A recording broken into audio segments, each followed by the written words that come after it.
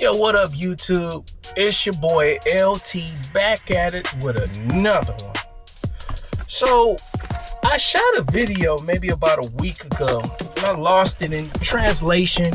I was moving some files around and I ended up losing it. So, I ended up having to shoot this video again. So, this time, I'm going to see if I can shoot it bigger and better than the last video. But this video involves two ways that you could unconventionally get your CDL without having to pay thousands of dollars or commit to a super carrier for driver training. And I'm going to give you a little bit of my backstory. I'm going to give you some historical information that I found in the archives. And then we're just going to go over it. And I'm just going to give you a little bit more about my journey into truck driving, what got me into truck driving, and how ultimately I landed my commercial license without having to sign on to a super carrier or anything like that, or commit to paying thousands of dollars to something that I wasn't sure if I was going to do off the bat. So with that being said, if you looked at my previous two videos, we talk a lot about Colorado Springs, and I talked about some of the odds and ends jobs that I had and how, you know, it just was a means to an end for me. And, you know, it was just something that I didn't see myself doing long term, you know. I definitely invite you to look at some of those videos. They're very informative, and it gives kind of like a journey into my life, and you could take little bits and pieces of it and incorporate it into your life. Maybe if you want to be a truck driver, or maybe if you just want to do better, you want to reach new heights, you know, that video is an excellent video. So I definitely encourage you to go watch it. So in this third installation, we talk about how I go to the workforce center, and at the workforce center, I meet a woman, and her name was Debbie. So I went to this program because I had a homeboy. Shout out to Mitch. Shout out to Mike. But I had a homeboy, Mitch. And me and him used to go over ideals on how to be successful in life and hustle and, you know, just stuff like that. Just different ideals on how we can make extra money and just be successful in this life. You know, we shared a lot of the same mindset and a lot of the same determination to become better than just 9-to-5 workers, become better than just, you know, Walmart workers. Nothing that is wrong with working at Walmart, but we just wanted a solid career. We wanted to do good and just kind of accelerate in life, you know. So the homie Mitch had went up to the workforce center, like I was saying in some of my previous videos, and he ended up becoming an apprentice electrician by going to the workforce center. And at that time, they had an apprenticeship where you could go and be an apprentice electrician. So this workforce center was in Colorado Springs. Shout out to the workforce center in Colorado Springs. Just an excellent facility.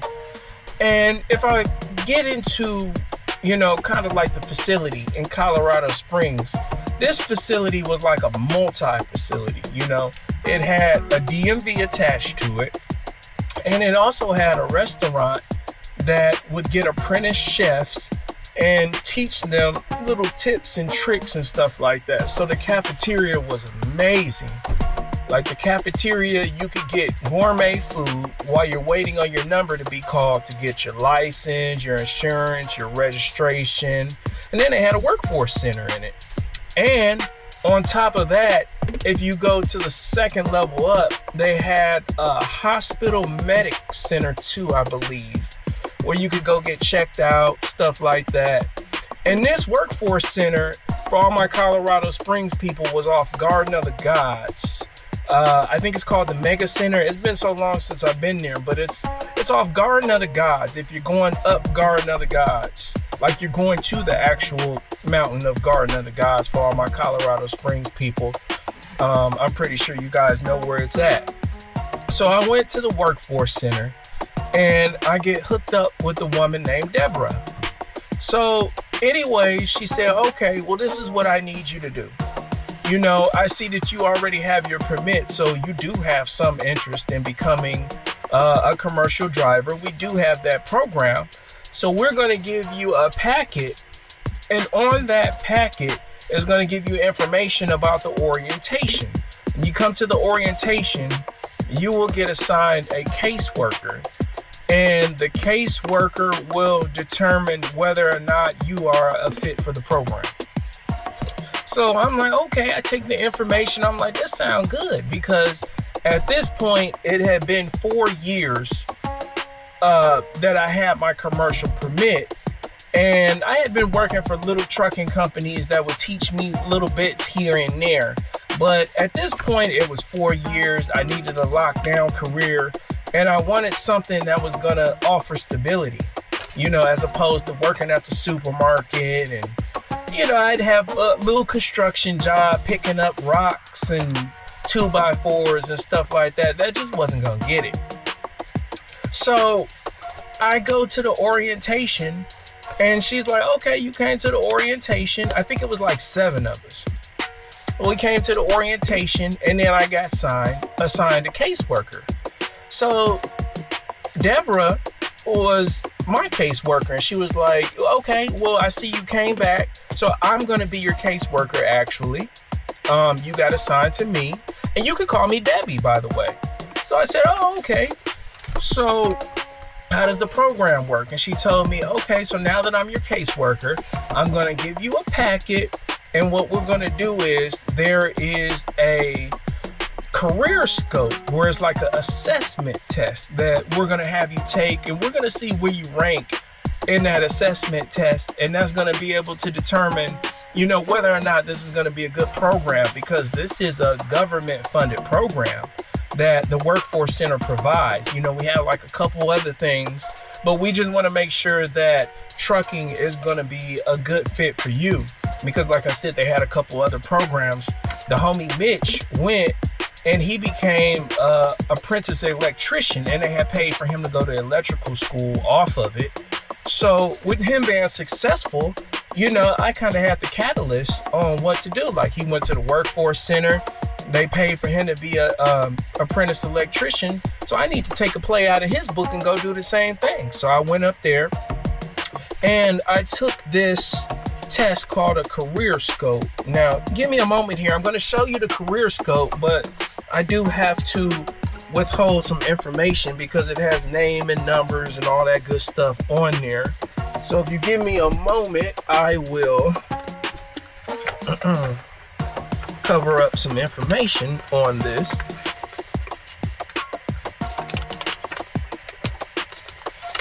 So what we're gonna do is we will start here.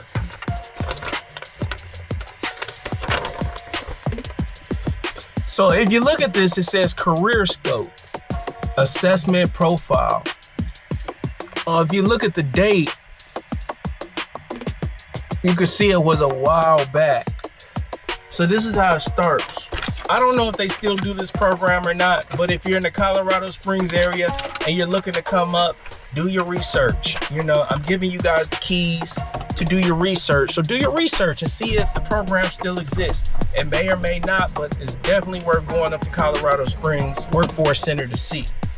So if you look at the date of the report is 1/12/18. So it's quite a bit of time since I took this test or whatever, but it's a career scope test.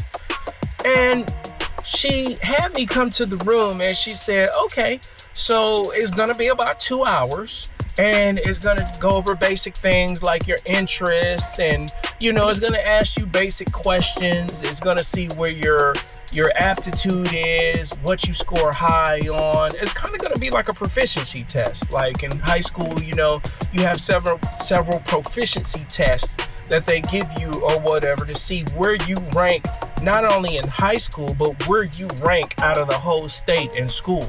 So this was like my proficiency test, in other words. So I took the test, and I'm going to share some of the results with you guys. And then we are just gonna go like that. So, okay. On this one or whatever, as you see, it has a couple different things on it. It has interest results. aptitude results. Then it has my scores on the test here of the interest and aptitude results. So with that being said, I'm going to read a few off to you or whatever, and then we'll just get to it like that. So it says interest area, and then it has 12 interest areas that you could choose from. It has artistic, scientific, plants and animals, protective, mechanical, industrial, business detail, selling, accommodating, humanitarian, leading and influencing, physical, performing. And then on the aptitude side, it has like a whole nother queue, and it has maybe about, 7 or 8 examples. So you have general learning, verbal aptitude, numerical aptitude, spatial aptitude, form perception, clerical perception, motor coordination, finger dexterity, manual dexterity. So all of these are important, and they have different score levels on it. So it tells you the table below reports and displays the percentage of like responses that you recorded for each of the 12 interest area. The dark vertical line in the chart is your average percentage like responses, which is 43% for me, across all 12 interest areas. So with that being said, we look at it. For artistic, 36%, scientific, 46%, plants and animals, nothing, protective, 25%, mechanical, 75%, industrial, 50%, business detail, 42%, selling, 90%, accommodating, 40%, humanitarian, 27%, leading influence, 64%, physical performing, 20%. So then on this end, it has general learning, and then it has the percentile in which you scored in that. So we'll go over it real quick, but I don't want to spend too much time on it. So general learning, my score was 103, 56 percentile. Verbal aptitude, 110. I scored in the 69th percentile. Numerical aptitude, 89, 29th percentile. Spatial aptitude, 93%, scored in the 36th percentile. Form perception, 104, 58 percentile. Clerical perception, 113, 74 percentile. Motor coordination, 150 percentile. Finger dexterity, 156 percentile. Manual dexterity, 156 percentile. So pretty good scores here. And then at the bottom of it, as you can see, it has recommendations on it.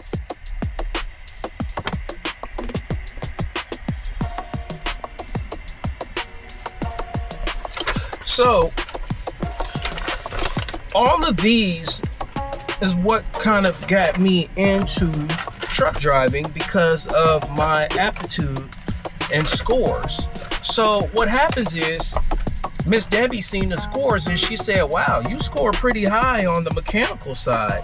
And we see that you score pretty high on the industrial side. So, trucking kind of falls into that category. So maybe you would be good for trucking or whatever, So at the time, I wasn't making much money. I was living with roommates and stuff like that, so that kind of helped me out too, because the workforce center obviously wants to help the underprivileged people that don't really have much. So with me renting a room and making, I think at this time, I'd have to say I was probably making less than $30,000, because I had 2 jobs. And one job, I think I was making like $11.30 an hour. This was back like in 2017, 2018. So, obviously the pay is a little different now.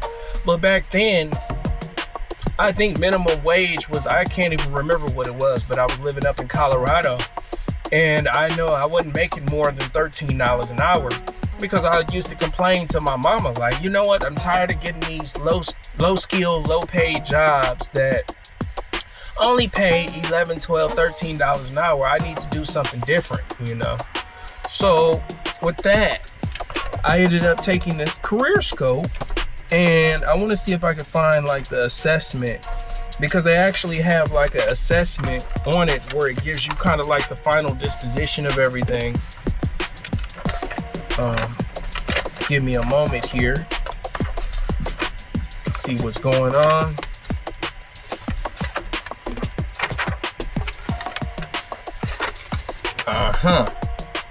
Here it is. So after you get done taking all of that, they are going to give you a summary report.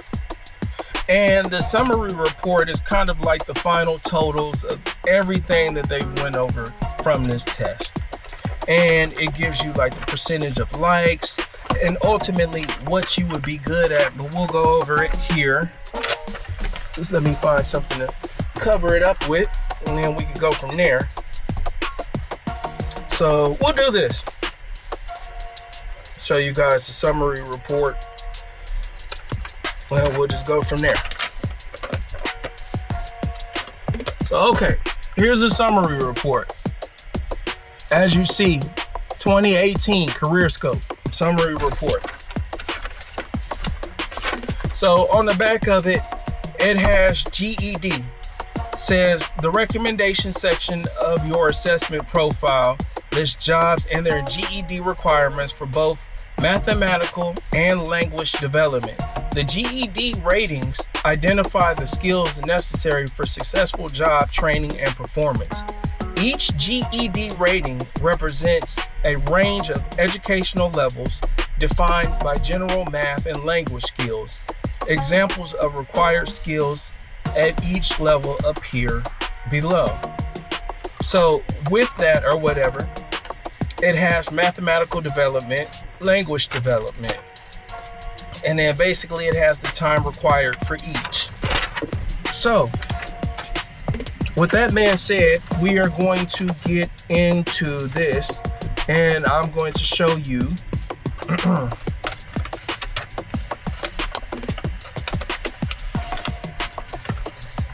the aptitude scored, and we'll go from there. So from the summary report, we get this. This is like the final paper and the final accumulation of everything out of this paper. And it's probably about, I don't know, maybe 20 pages or less, 15, 20 pages of everything that you scored. But this is the final summary report right here. And it says the table below reports and displays the percentage of like responses that you can record within 12 interest areas. The dark vertical line in the chart is your average percentage of like responses across 12 interest areas. So basically, I'm just gonna cut it down short for you, because as you see right here in this mechanical box, I scored over average in the mechanical box, and I scored high in selling as well. The mechanical is what gave Miss Debbie the ammunition and the leverage to say, I want this guy to move forward with the CDL program, because he scored high on his mechanical aptitude. So because of that, I want to let him move forward. So Miss Debbie really helped me out. Shout out to Miss Debbie at the Colorado Springs Workforce Center. You know, if you ever see this video or whatever, I'm in much gratitude to you. I'm still driving trucks, and it all is because you pushed me forward. So I appreciate that. Shout out to Miss Debbie. Now, with that being said, I went to the commercial driving school after I got approved. It took maybe about 2 or 3 weeks, because remember, the government is still involved. So they want to get your income, your job, and all of this has to be verified before you could register to the program. So it takes maybe about 2 to 3 weeks, depending on how fast everything comes back. So I remember it like yesterday. I was working at all my son's furniture, little odds and ends job, and I was moving furniture. I am, where am I at? I'm on the kind of like southern Colorado Springs, like South Colorado Springs. I'm off of like Fountain and Shelton, and we're moving like this house. And I remember moving the house, and I get a phone call. So it's Miss Debbie, and Miss Debbie answers the phone, and she's like, hey, it's Debbie. I'm like, hey, how's it going, Debbie? Is everything all right? And she's like, yeah, I just wanted to let you know that you got approved to the program. So with you being approved to work the program, I need you to come in. And the good thing about it is it's going to be in Fountain, Colorado. But the truck driving school I went to, it was really like Pueblo, Colorado. It's called United States Truck Driving School. And it's Fountain, Colorado, but it's like on the fringes of Fountain in Pueblo, Colorado. So with that being said, I got accepted into the truck driving school.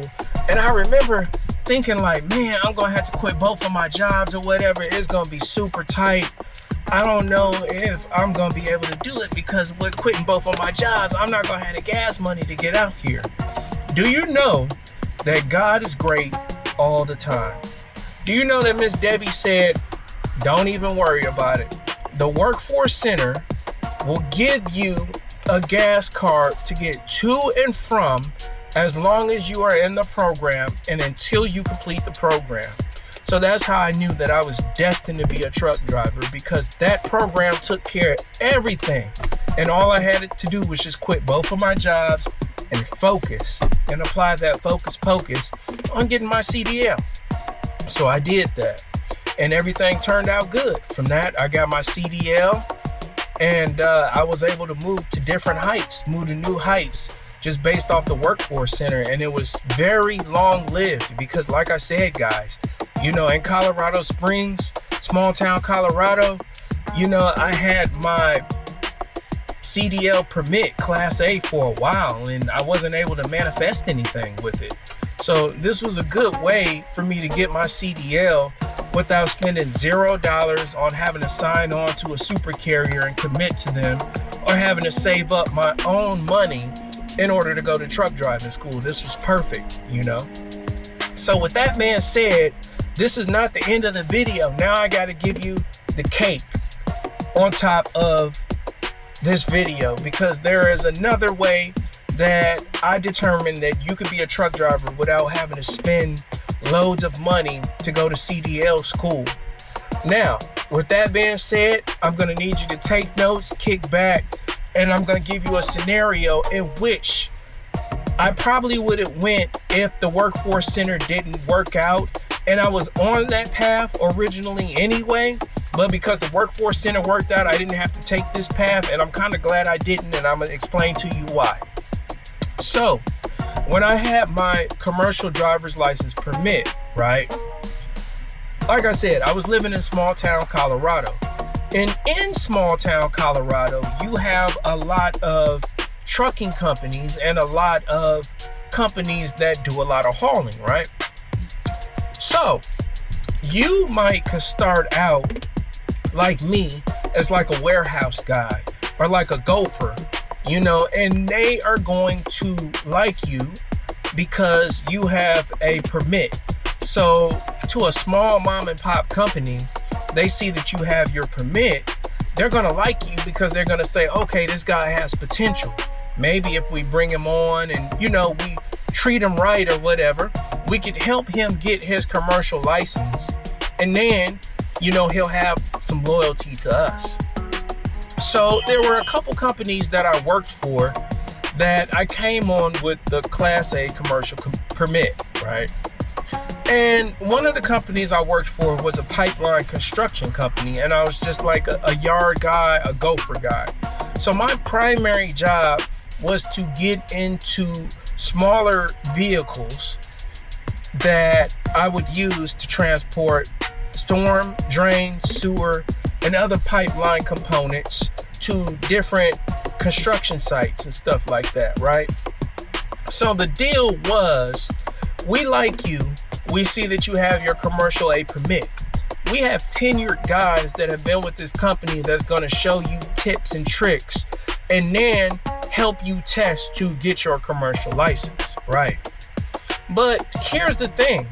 You can stay there and stuff like that, and as long as you maintain a good relationship with the people, then you can potentially train and have somebody watch you, spot you, and you can gain up your skill that way until you get enough skills to go take your road test, you know? But in my case, unfortunately, there was a regime change. And the old regime that had promised me that based off of a handshake deal, they ended up getting sacked. And the new regime, as usual, they look at it like, well, we didn't hire you in, so we don't have, really like any loyalty to really train you or do anything like that, because that was his agreement. They don't work there anymore. Our agreement is you just work here, and if we like you, then fine. If not, then we'll just kick you out, right? So that's what ended up happening. I ended up working for the company. I did gain some type of skills, because I'm not gonna lie, my backing skills needed work. So they did get my backing skills up to par and strapping. So when I came in the game, I started out as a flatbedder, hauling drains, storm, sewage pipes and stuff like that. And nevertheless, in that field, you are going to have to learn how to strap down excellently, because in the flatbed industry, 50% of flatbedding is load securement, right? So I did get a Harvard education on how to secure loads on flatbeds, which turned out to be invaluable, because flatbed, believe it or not, is a very sought after niche, especially like if you live in the Sun Belt, anywhere from Florida, Texas, anywhere like that. A skilled flatbed driver that has a clean record could command a premium, because those are hard to find. It's hard to find people that have excellent load securement. You could teach them, but somebody that already has a tenured, multi-year, experience in that is going to command more than somebody that you have to train, obviously. So with me coming in the game, knowing how to back and knowing how to do load securement on flatbed trucks or whatever, it helped me in the long run. But in the short term, it didn't last long, because the regime switched over, and the regime that came in didn't have any loyalty to really teach me anything like that. So that didn't work out. So then I got with another small mom and pop company, and I'm not gonna lie, we got to tell the whole story like it is. So at the time, I had a little bit of experience, but I did not have, all the experience that I needed. And let's just be honest, in this trucking game, you are going to make mistakes, right? And there are a lot of companies that are going to be zero tolerance for your mistakes, because every mistake that you make, especially on a commercial level, costs the company money, right? So I ain't going to say what company it is or nothing like that, but, I was a rookie starting out. And, at a lot of these companies, they expect you to learn fast. So you got to be a fast learner, because they don't have time to teach you and baby you or whatever. They need you to learn fast, because they got to get you out on the road, and they want to be able to multitask and do other things. So, at first I picked up everything fast, and the gentleman was very satisfied with my work. He was like, wow, I see you're a fast learner. You pick up fast, so we're going to put you out on your own. So did I go out on my own too fast? Maybe. I don't know. But one thing I can tell you about me is I am a guy that accepts responsibility for my actions. So I don't want to make any excuses for the company or nothing like that. But a long story short, I screwed it up, guys. I made a lot of rookie mistakes, and it just didn't work out, and I'm old enough to admit that, maybe it was a little bit of the company, maybe they threw me out there fast and it was a sink and swim environment. But as an older gentleman, I take accountability for me, and I'm not too big to say, guys, I made mistakes. You're gonna make mistakes in this industry or whatever, but it's not what happens to you, it's how you respond to it. So with that company, I made some mistakes. They let me go, and I lived to see another day, and I fought through that adversity and came back a better man. And ultimately, I ended up getting my CDL a whole nother way. But I shared that to show you guys that if you're in small town America, or maybe you're in a large city and you don't have a lot of money, or maybe your workforce center doesn't offer commercial driving, right? If you got charisma, you could go to one of these small mom and pop companies. Maybe you got a Class A permit like me. Maybe you got a Class B permit like me, and your Riz game is on point. You know, you could use that to maybe compel somebody at one of these smaller companies to give you a shot, and just tell them, like, look, I'm endeavoring to have my commercial driver's license, Class A. You know, right now I have a permit and I got the train rolling. I'm taking the initiative. Thought I'd reach out to you guys. Maybe you could train me under an apprenticeship program, and when I get my commercial license, we just work out a deal and I stay here. Now, with that being said, you have to understand that if a company takes you like that, they're not going to pay you the same type of money that you would make, obviously, that if you had experience. So you are going to have to recognize that, and you might have to take a back seat as far as pay goes. But if they're training you, you just practice your delayed gratification. And when you get your commercial license, I'm pretty sure that they will be more than willing to extend more money to you. Because think about it, they're invested in you too. The time, the money, the effort that they use to have another driver train you up to the point where you get your commercial license is not easy. So that's one route that you could do. That's a route that almost nearly was successful for me. But based off of circumstances, I went another route, because that's what happens. You know, kings just are, ambitious people just are, doers just do. So either way, I was just determined that I was going to make it one way or another. And I didn't want to let my circumstances, or I didn't want to let the fact that I wasn't making much money hold me back from success. And you could do the same thing too, guys. You just got to be determined, and you have to be willing to say, look, I'm going to go through adversity in this journey, but I want to better myself. I want to be a better man. I want to make more money. And I'm not willing to let the fact that, you know, I'm not making much money hold me back from getting a commercial license, right? So I'll say this, you know, I was looking at Alpha Strategies today. I don't know if you guys are familiar with him. He's a dating coach.